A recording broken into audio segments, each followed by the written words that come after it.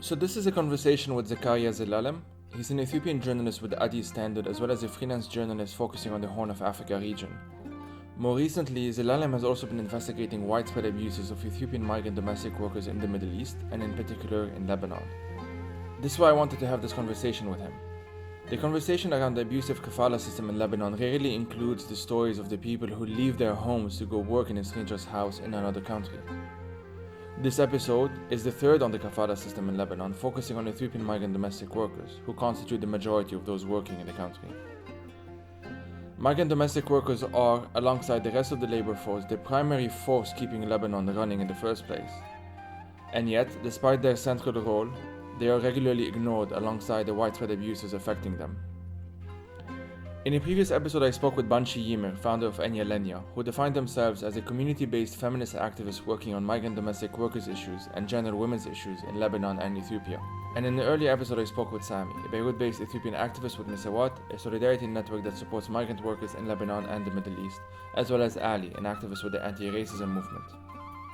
You can find these episodes on your podcast app or on the website. They are at number 2 and 5. As usual, you can follow the podcast on Twitter at FireTheseTimes and on Instagram at TheFireTheseTimes. And if you like what I do, please consider supporting this project with either a monthly or a one-off donation on Patreon, buymeacoffee.com or PayPal. The relevant links are in the description. Thank you for your time.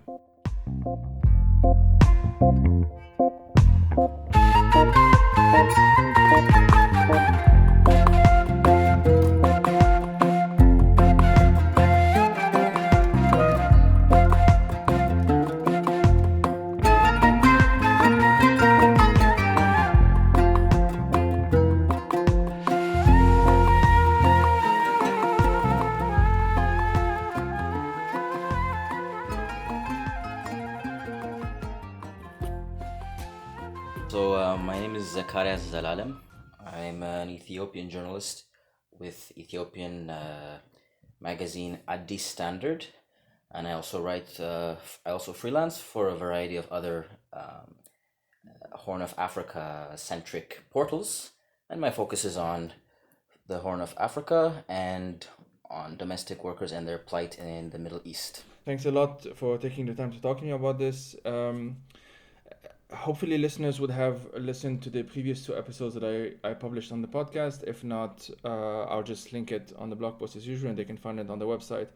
But the reason why I wanted to talk to you especially is because you happen to be, an Ethiopian journalist who has done a very good investigative work on what's been happening from an angle that I feel most Lebanese, even those who are well-meaning, generally just simply do not get, because our media back home, for various reasons, and there's actually a podcast episode on that as well, tends to be pretty bad. So if you don't mind giving us some kind of background into the Ethiopians who actually go to Lebanon. You can talk about the Middle East in general if you want, but the focus would be on Lebanon in my case. So give us a bit of background into why in the first place so many Ethiopians go to Lebanon. What are some characteristics, maybe socioeconomic background, urban, rural, whatever, that kind of stuff. Sure. So in terms of the demographic of Ethiopians who migrate to the Middle East, Lebanon, Kuwait, Saudi Arabia, it's pretty similar. They tend to be women from rural upbringings, and they tend to be on the lower half of the food chain in terms of income. They tend to come from poorer families.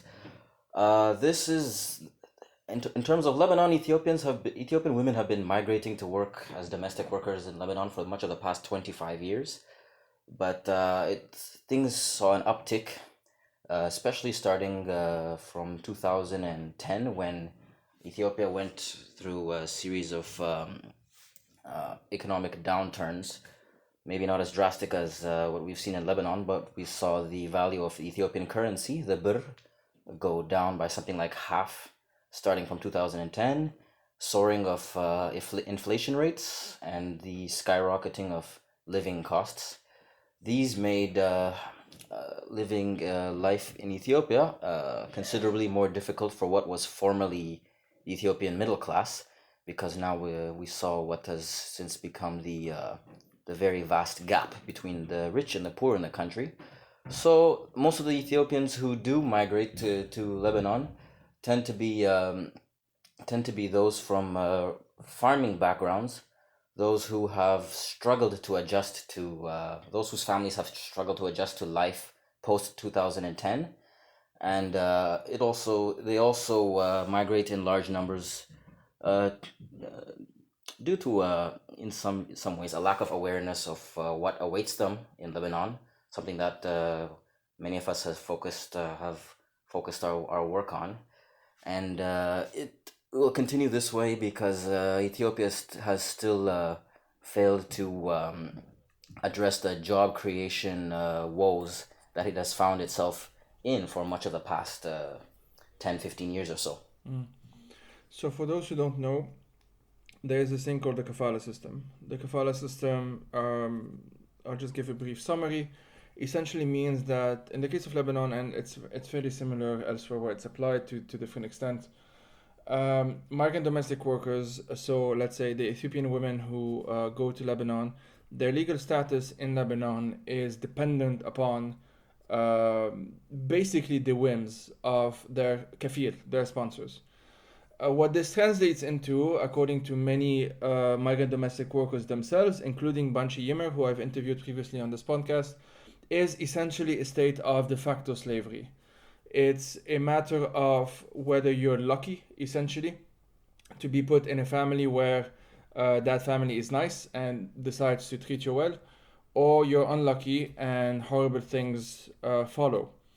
Can you give, speaking of these horrible things, unfortunately, can you give some kind of summary, or actually just speak for as long as you want, of your investigations into the kafala system in Lebanon and how both the Lebanese and Ethiopian governments, and you could probably focus on the Ethiopian as well because I feel like most of our listeners would not know this, have been reacting to reports of widespread abuse coming from journalists and human rights organizations.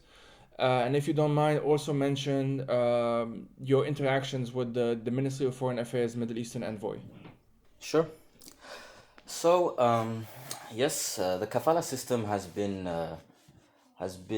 sort of the problem child of Ethiopian society for something like 2 decades now.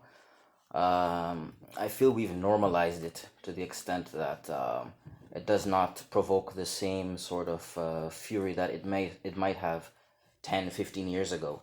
And this is why this, and also the fact that Ethiopia lacks something of a media culture, is one of the reasons why not only in Lebanon but even in Ethiopia, to some extent, the plight of domestic workers was sort of shoved under the rug for a long time. And that's why I really wanted to take a greater look and investigate some of the shortcomings in terms of institutional measures to protect their dignity, and just I wanted to learn what exactly was it that led to such ghastly numbers of deaths, injuries, rapes, suicides, etc. So starting from early 2019, I started investigating the deaths. I looked into 3 deaths primarily. The deaths of 3 Ethiopian domestic workers, all of whom had died between January and May of 2019. And I found a common pattern that linked all 3 of them. So the 3 deaths, the victims, they are Tigist Balai, Mulut Lai, and Desta Tafese. So they all lived in different parts of Lebanon. They all died in considerably suspicious circumstances. All 3 of the deaths pointed to some sort of wrongdoing or foul play involving their employers. And in all 3 cases, the Ethiopian consulate just facilitated the transport of the remains of the victims to Ethiopia, and did very little else. I mean, I was able to obtain the police reports, which would show that typically after the death of an Ethiopian domestic worker in Lebanon, a representative from the consulate or the Ethiopian government, they might go as far as meeting with police officers involved in the case, maybe even communicating with the employer, and doing little else. So the remains, the human remains, would be sent to Ethiopia for burial, and you would hear little else. So it's almost like me in the first part of my investigation, I decided to name it the Ethiopian Lebanese Corpse Disposal Inc. because after looking at it, after recognizing the pattern, it just seemed like an operation. Just someone dies, and then a sort of cycle, a sort of a well-oiled machine, if you will, that works to quickly dispose of the body, uh, go through whatever bureaucratic process is needed to amend things with Lebanese authorities or the police, and then they're back to their desk jobs. So this would go on, and the more I looked at it, it's very easy to see why the statistics, the death statistics, the tallies of deaths amongst Ethiopians was skyrocketing because there was literally nothing being done to prevent this. Nothing on behalf of Ethiopian authorities to demand any sort of accountability, to demand any sort of answers, or to get some sort of closure for most of the families. I went as far as visiting the families in their homes in Ethiopia, and they all told me that besides receiving the phone call one day being told that their daughters had died, they had received no other communications or no other information from anybody in Ethiopian government with regards to the death of their loved ones. So as I mentioned earlier, these families come from rural backgrounds, and a lot of them are poor and unable to afford a lawyer. So these are the last people you would expect to pursue justice, as many of them are unaware of what their rights are, and many of them don't have the means to do anything beyond visiting the foreign ministry and asking in vain for some sort of answer, and they don't even get that. And another thing is that these families are so vulnerable, and they are deemed in the eyes of the Ethiopian government as meek and voiceless. That another disturbing trend that I've been able to track in the past few months or so is that even after death, a lot of these families don't receive the insurance money that they are entitled to, because when Ethiopians go to work as domestic workers in Lebanon, even under the Kafala system, Lebanese employers have to pay for medical health insurance. So in the case of death or injury, there is a sum of money that's delivered to the family. Even this money, it disappears without a trace.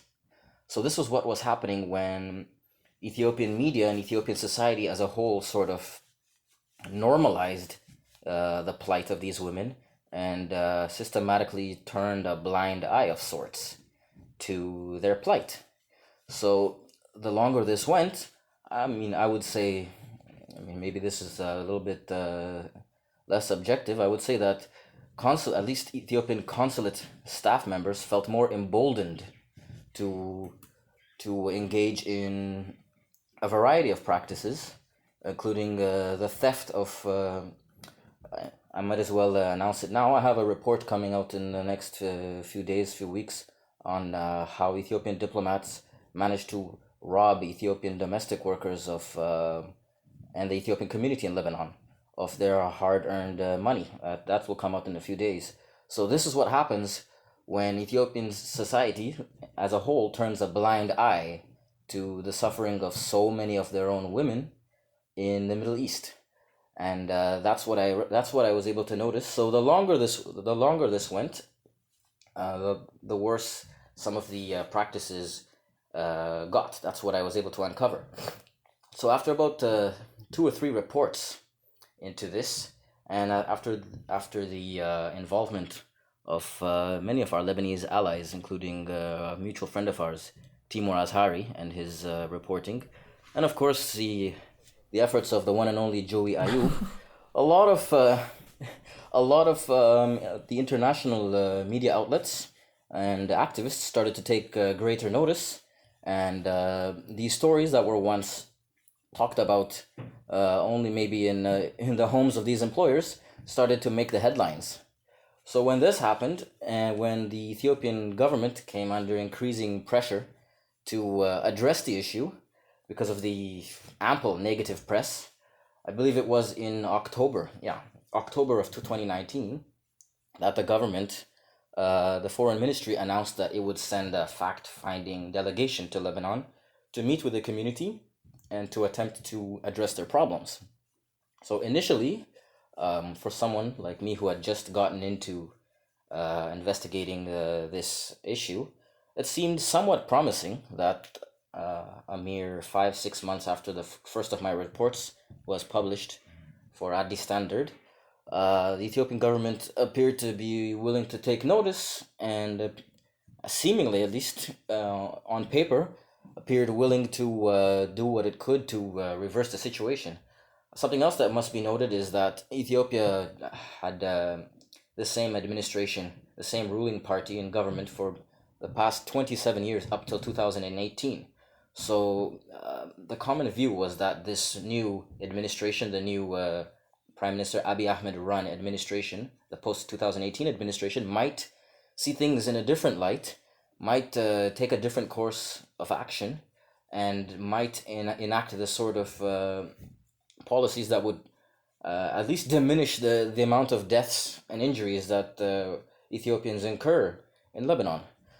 However, what happened, unfortunately, did not turn out that way. What happened was that in December, when the Ethiopian Foreign Ministry's fact-finding delegation finally did travel to Beirut, at a meeting that it had with members of the community and domestic workers in Beirut, it instead told those gathered, and by it I should mention the names, the Ethiopian Foreign Ministry's Director General for Middle Eastern Affairs. His name is Shamebo Fitamo.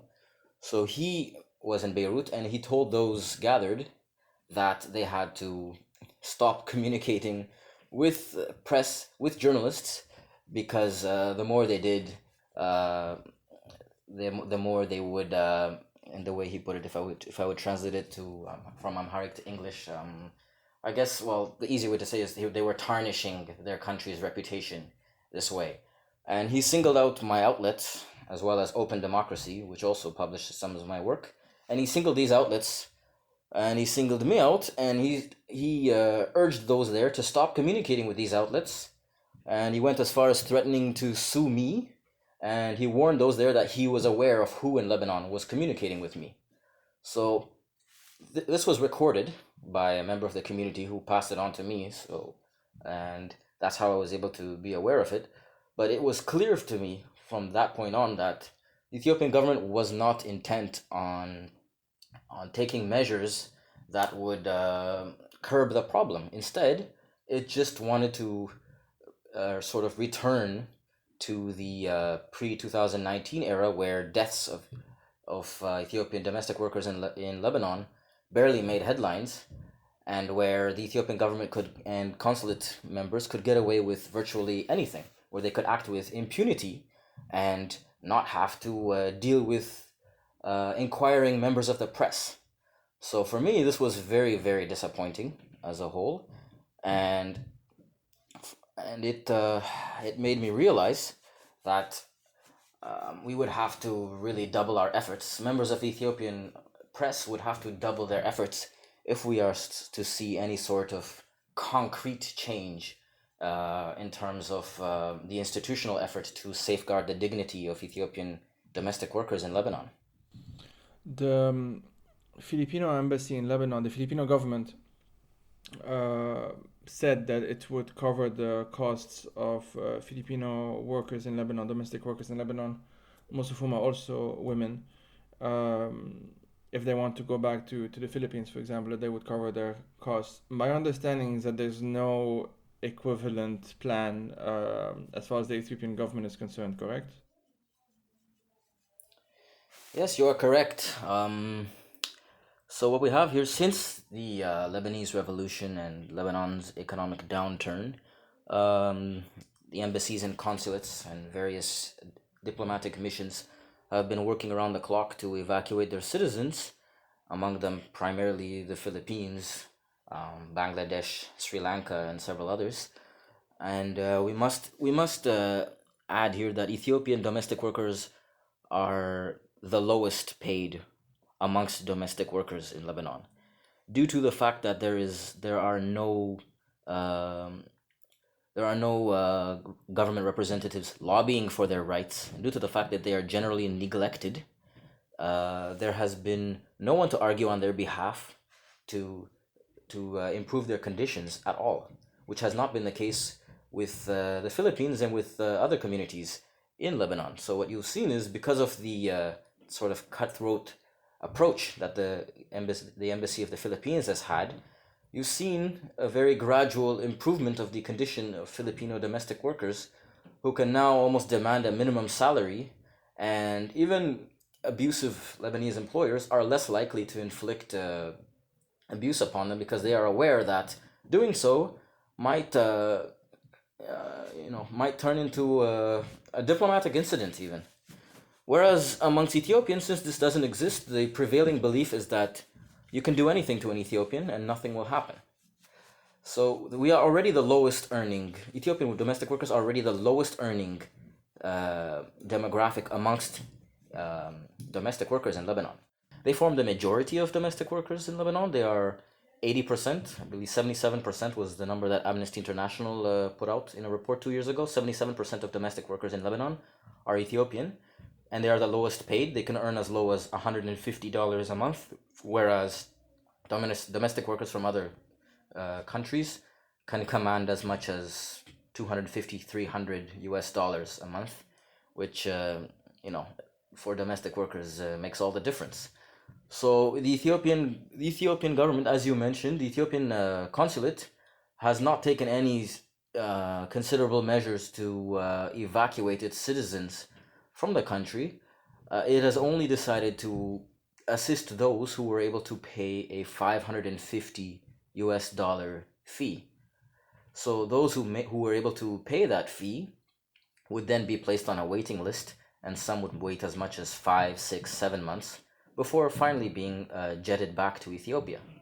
So what you need to realize is, as the value of Lebanese currency plummeted, as foreign currency almost dissipated and evaporated in Lebanon, for the Ethiopian consulate to demand 550 US dollars, not even its equivalent in lira, they demanded US dollars from the lowest paid domestic workers seeking evacuation. I mean, those who were truly in need of being evacuated have not been evacuated.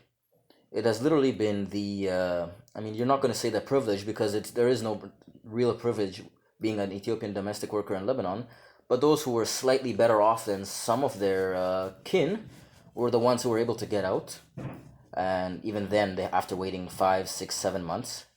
And right now, the most vulnerable, the most endangered of Ethiopian domestic workers were not able to get out of the country, and they were not evacuated because they could not afford the exorbitant fee demanded of them by the consulate. So they remain in Lebanon, where, if it continues like this, there will be a humanitarian crisis, because a lot of these domestic workers no longer have savings. A lot of their savings disappeared over the course of the past few months with layoffs and the economic crisis. So they're now struggling to just be able to put food on the table and cover rent costs. A lot of them have already been evicted from their homes. A lot of them are begging, and I believe it was CNN that spoke to a woman who said that some are even being forced into prostitution. And despite this, Ethiopia's foreign ministry, the Ethiopian foreign minister himself, Gedu Andargacho, that's his name. He addressed the issues of Ethiopian migrants pleading to be evacuated in a national address on the state broadcaster, and he said, due to our inability to quarantine the large number of migrants that would be coming from countries like Lebanon, they're going to have to just patiently wait. So that's, That's extremely demoralizing if you have been in Lebanon without a job, with virtually no money for the past 8 months, barely able to eat. I mean, to be told by your leaders that you're going to have to wait. Is if that wasn't bad enough, you have the man I mentioned earlier, the man who had traveled to Beirut, Ethiopia's foreign ministry envoy to the Middle East, Shamiru Fitamu, who actually went out and said, "Look, you Ethiopians in Lebanon being repatriated en masse would endanger the well-being of 110 million people in Ethiopia," which sort of devalues these people, like renders them less human or less of a citizen than the rest of the country. It's shocking, and quite frankly, as an Ethiopian, it's embarrassing that our own leaders, who are their taxpayer maintained leaders, are resorting to using this sort of dehumanizing, degrading rhetoric and language to describe our own fellow citizens in their time of need. As you mentioned, you started investigating essentially early last year. As it happens, obviously, since then, quite a lot of things have been happening in Lebanon. The uprising in October, and since then, the ons and off on that front, and obviously the parallel economic crisis, which started before October, but definitely took a downward turn since then as well. At the same time, so this is the very obvious negative component of it, especially as far as migrant domestic workers are concerned. At the same time, as you mentioned, there seems to be a bit more attention on this particular issue. Timur Azhari, you mentioned him. He deserves a lot of credit for this due to his tireless Absolutely. work initially at the Daily Star and then now with Al Jazeera. And it does seem that the only thing really, especially, I mean, at least right now, in absence of a very organized migrant domestic workers movement in Lebanon, which has been trying to see the light in a sense for almost a decade now, but has been, well, the Migrant Domestic Workers Union has been literally simply not recognized by the government, using very dubious methods or reasonings to limit this this organizational power, because at the end of the day we are talking about hundreds of thousands of migrant domestic workers in a country that's 5 to 6 million only. And if in this ideal scenario they all decided to strike at the same time, the whole country can come to a halt, and which would obviously force the hand of the government to do something about what's happening. Given that that's not happening, and realistically might not happen anytime soon, the next best thing, in my opinion, and I mean I would assume that you agree, is basically this kind of media attention, this kind of media pressure.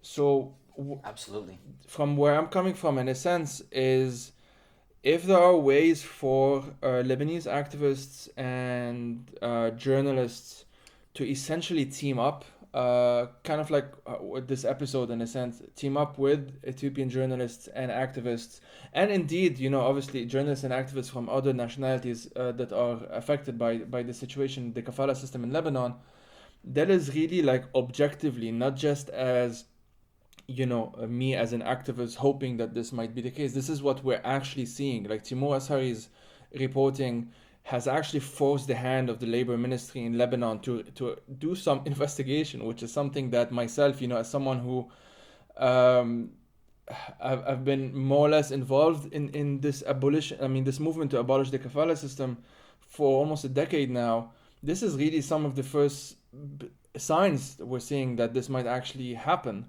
It's very small. It's like barely enough to have hope that this can change things for the better, but it's really the only thing that we have right now. And I wanted to ask you, basically, to segue from this to asking you in a sense, like, if you were able, you as an Ethiopian journalist, if you were able to address many more Lebanese citizens than you've managed so far through your writing and everything. So hopefully with this podcast, hopefully with more stuff in the future, I don't know. But what would you want them to know specifically about how Ethiopian citizens are affected by the kafala system in Lebanon. You already mentioned um, the background, the fact that they obviously come from lower socioeconomic status. I honestly wouldn't be surprised if even that is news to many Lebanese, because really the knowledge of Ethiopia and Lebanon, and for that matter the Philippines, Sri Lanka, and the other countries affected, is really minimal and pretty much non-existent. Even though, as we know, there is a direct flight between Addis Ababa and Beirut, this tends to be almost explicitly to pump in the workforce to maintain this kafala system. So yeah, what would be some of the things that you would assume, just imagine that you have this large podium and are able to address as many Lebanese people as possible. What would you want them to know about how the kafala system is actually affecting Ethiopian citizens? Okay, well, I mean, as you mentioned, I think we need to tip our hats off. I mean, Ethiopians would tip their hats off to our gallant Lebanese allies in this sense. A lot of the activists, a lot of the journalists who are taking up the cause, who have taken notice of the ongoings in their homes, in their neighborhoods, and have decided to take a stand against it. I mean, it's very commendable to look at the log in the eye of your own society, of your own communities, or so to say.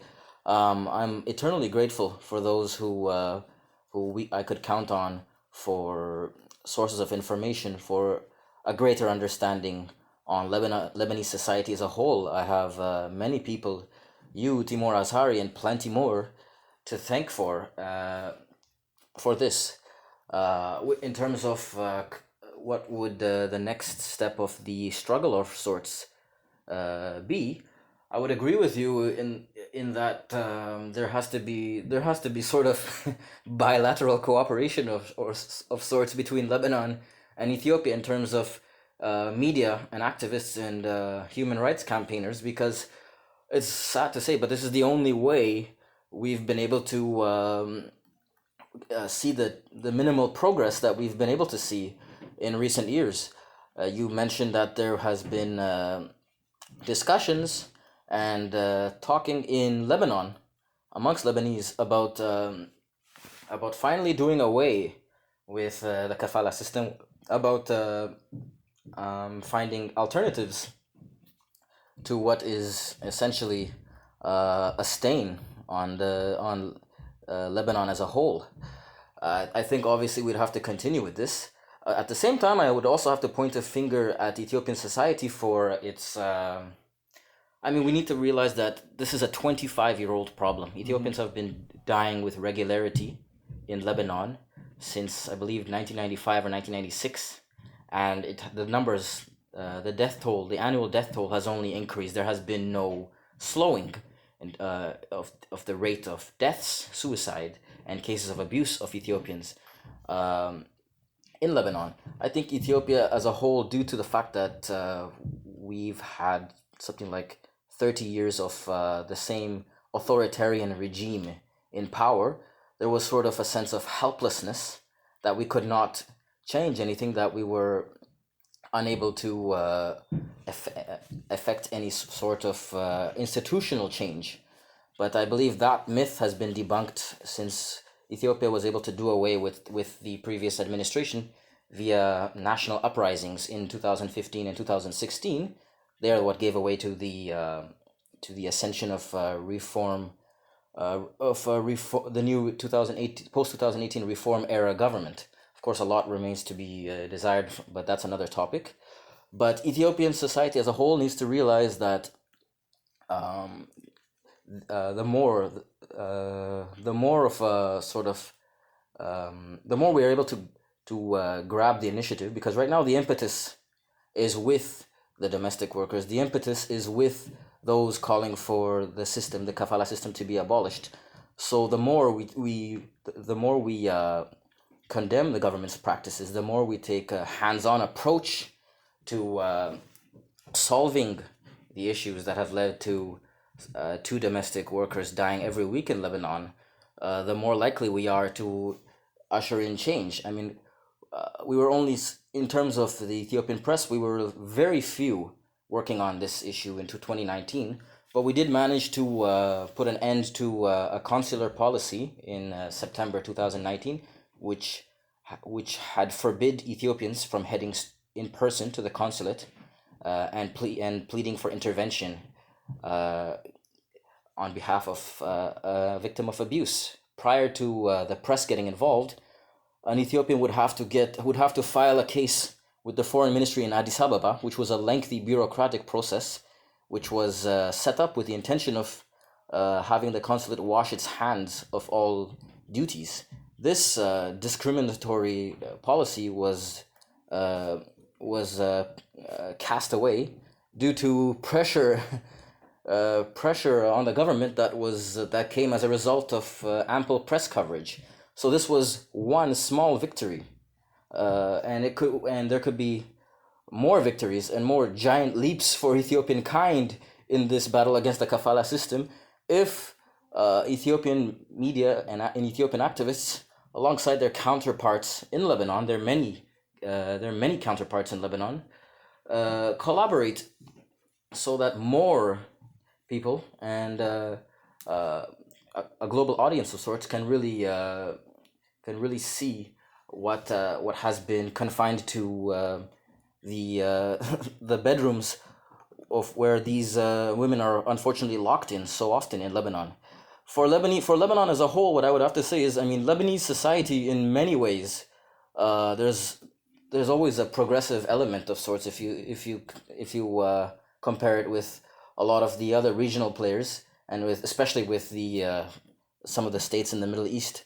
I mean, you see an attempt to create some sort of national cohesion between varying peoples, ethnicities, religious groups in Lebanon and in government.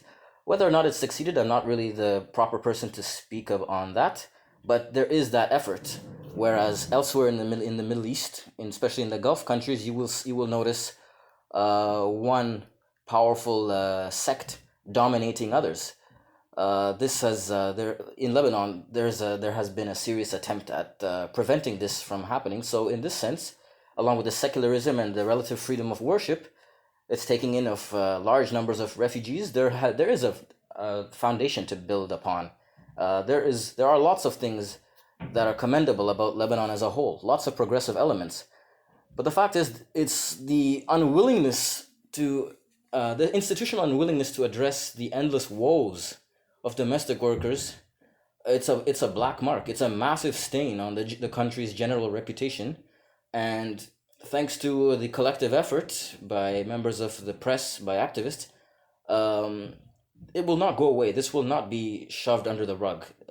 This is the era of social media, and the cries of these women, whether we like it or not, they will not be confined to the homes of their employers. They will be, like, the revolution will be tweeted, televised, or so to say. So I would urge Lebanese, I mean, there are obviously many progressive Lebanese allies, as I've mentioned repeatedly, but maybe I'm mistaken, but I don't know, I feel that they tend to be on the periphery, sort of fringe elements of Lebanese society, which is sort of disappointing. I think the Lebanese people as a whole would have to look at what their national standing on the global scale looks like while maintaining the kafala system, and I would like to see the voices calling for reform and the eventual abolition of the kafala system become louder in Lebanon, and I hope that it's a call that is adopted by a much larger section of the population than what there is now. Yeah, absolutely. And I agree that this has not yet become mainstream, so to speak. The only time really I was, I was on the streets the next day as soon as the October protest started. So between October 18th and roughly mid-February or so, I could only count maybe a couple of protests that mentioned the kafala system. And mentioned the kafala system, to emphasize, not that it was the main topic of the protest. And these have been so far mainly feminists in Lebanon because of the politics of intersectionality, would be my interpretation of it. So you would have, if you, for example, there was a feminist march, I can't remember when now exactly, but I took part in it, and they had number of signs with messages along the lines of, for example, we are thinking about the migrant domestic workers who could not be with us, or something like this, because of the widespread knowledge. This is not something that's hidden in that sense, that essentially, if they could go out, they can only do so on a Sunday. Wow. For the most part, in any case. And as we know, unfortunately, even that many women don't even have. Hmm. You mentioned, and if it's okay, it's a bit not really off topic, but it's not something that I was thinking of asking before. But you just mentioned that. Can you talk a bit, as much as you can, about these protests that you mentioned, I think in 2015 and 2016? Because that's around the same time that Lebanon had as well a big protest movement in the summer of 2015. And I would be very curious if you can just talk a bit about them, like what were they about, just as a matter of kind of like an open question for me to maybe later on see if I can have folks communicate from Lebanon and Ethiopia on parallel protest movements and how to link them up theoretically. Okay, so as I mentioned, Ethiopia from 1991 to 2018, it was the same collection of ruling party elites that controlled the government and monopolized much of Ethiopia's security and political sectors. And what happened is that things over the course of that 27 period deteriorated, and that the 27-year period can be characterized as one where an authoritarian government reigned supreme, and dissenting voices, opposition voices, were clamped down upon. Ethiopia prior to 2018 was one of the world's top jailers of journalists. And I know of many friends who spent a year, 2 years longer in prison for either writing content that was critical of the government, or for posting the wrong things about the government on Facebook. This was the reality of the 27-year period while I was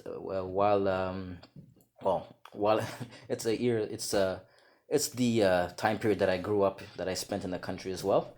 So what happened? What eventually, push came to shove, and people had enough. Very similar to what we've seen in Sudan and in Algeria over the past year, 2 years.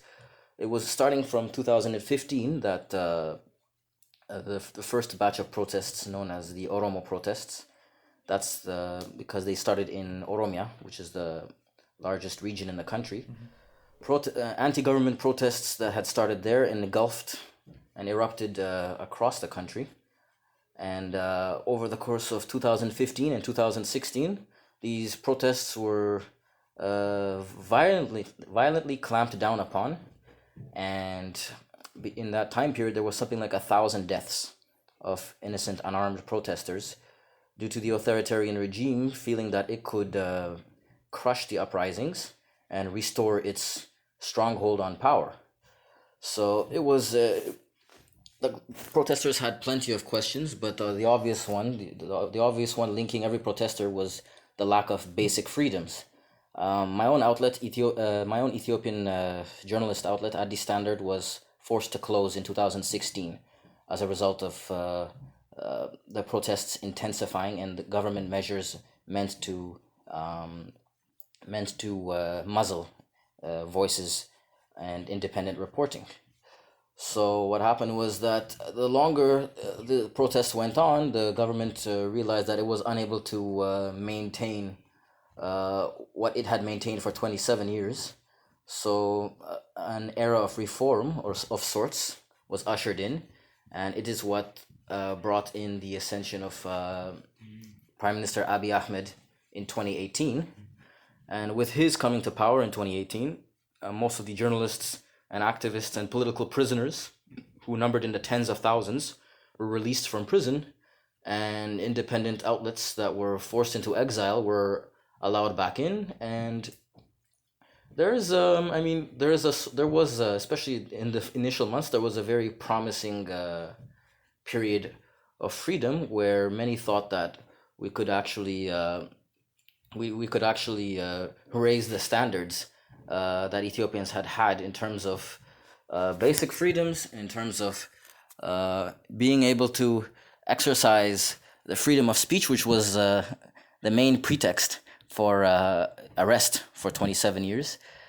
And that was part of what garnered the prime minister the votes to win the 2019 Nobel Peace Prize. So that's of course, it's been 2 years since, and there are lots of shortcomings with the current government.